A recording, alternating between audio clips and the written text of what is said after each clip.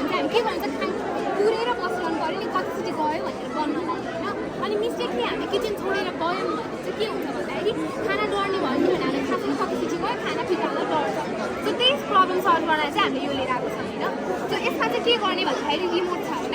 रिमोटबाट हामीले सेट गर्छौँ कि कतिवटा सिटी भनेर सेट गर्छौँ होइन सपोज मेरो दाल 3 सिटीमा पाक्छ भने मैले 3 भनेर सेट गर्छु जब अनि यो माइकले चाहिँ सिटी सुन्छ होइन 1 सिटी 2 सिटी 3 सिटी जब यसले 3टा सिटी सुन्छ यसले त्यो डाटा यो सर्किटमा पठाउँछ अनि यो सर्किट के हुन्छ यो सर्किट क्लोज हुन्छ सर्किट क्लोज भएपछि के हुन्छ भन्दाखेरि यो मोटर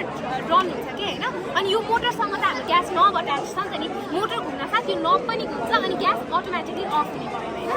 अब सपोज मैले प्रेसर कुकरमा होइन अरू कुनै खाना बनाइरहेको छु सपोज म डेक्चीमा दुध उमालेको छु भन्दाखेरि चाहिँ मैले मोड स्विच गर्छु अनि मैले टाइम सेट गर्छु 5 मिनट भनेर सेट गरेँ जब मैले 5 मिनट सेट गर्छु त्यसरी नै यो सर्किट कम्प्लिट भएपछि यो मोटर घुम्छ 5 मिनटमा यो अटोमेटिकली अफ